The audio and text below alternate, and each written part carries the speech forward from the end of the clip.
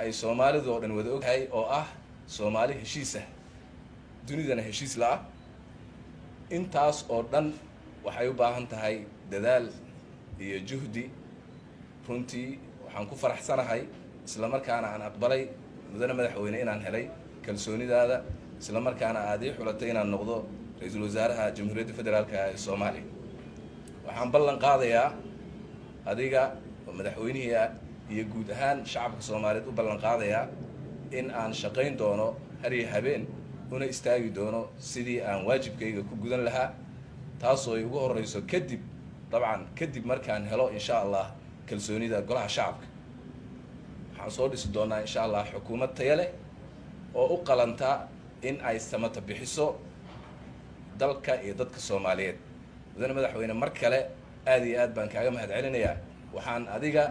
iyo mas'uuliyiinta kale ee Soomaaliyeed iyo guud ahaan shacabka Soomaaliyeed ka codsanayaa in ay nala shaqeeyaan isla markaana aan dhammaanteen u istaagno in aan u shaqeyno kana badbaadino dadkeena dhibaatooyinka jira ee dabiiciga iyo midda kale ee runtii aan inagu ognahay ee aan la daala dhacaynin muddada dheer aad baad u mahadsantahay mudane madaxweyne